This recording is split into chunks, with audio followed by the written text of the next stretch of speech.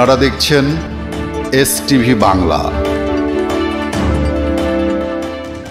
তারপরে গত 1 তারিখে যে মিটিংটা হয় জানেন 1/1/2025 সালে, সেই মিটিংয়ে শুধুমাত্র কর্মচারী এবং সহায়ক কর্মচারী যারা চাকরি করেন বিশ্ববিদ্যালয়ে তারা শুধুমাত্র 1% কোটা ভোগ করবেন, এই সিদ্ধান্ত বলবৎ ছিল।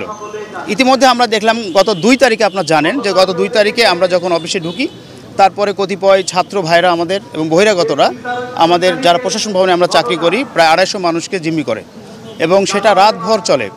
তো আমরা যে বিষয়টি ওখানে উল্লেখ করেছি যে ভাইরা, ছাত্র ভাইরা তো এই ধরনের অশ্লীল ব্যবহার করতে পারে না আমাদের সঙ্গে, কারণ আমি বিশ্ববিদ্যালয়ের ছাত্র ছিলাম, পড়াশোনা করেছি। যারা বহিরাগত এসে এই ধরনের অশ্লীল ব্যবহার করেছে এবং আমাদের ওষুধ, আমাদের খাবার কোনো কিছু ঢুকতে দেয়নি, তাদেরকে চিহ্নিত করে তদন্ত কমিটির মাধ্যমে তাদের একটা শাস্তির ব্যবস্থা করার জন্য প্রশাসনকে অনুরোধ জানাইছি।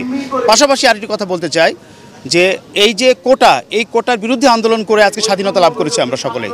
এই কোটা আমরা একেবারে বিলুপ্ত চাই, কিন্তু একটা কথা এখানে এসেই যায়, বাংলাদেশে প্রত্যেকটা সংস্থার, প্রত্যেকটা প্রতিষ্ঠানের একটা সার্ভিস সুবিধা আছে। আপনারা জানেন, যারা রেলওয়ে চাকরি করে তার বাবারা, তার ছেলেরা কিন্তু ফ্রি রেলে চড়ে। বিশেষ করে ব্যাংকে যারা চাকরি করে তার 4% লোন করে বড় বড় বাড়িও বানাচ্ছে।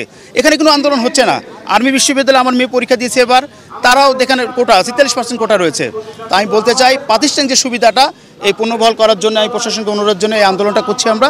যতক্ষণ পর্যন্ত আমাদের দাবি আদায় না হবে ততক্ষণ পর্যন্ত আমরা এই বিশ্ববিদ্যালয় ক্যাম্পাসে সাধারণ ছাত্রদের মতামত নিয়ে এবং সকলের মতামত নিয়ে আমরা আন্দোলন চালিয়ে যাব। আমাদের কর্মবিরতি আজকেও রয়েছে, মানে আজকে তো অবস্থান ধর্মঘট 2 ঘন্টা, আগামীকাল আমাদের কর্মবিরতি।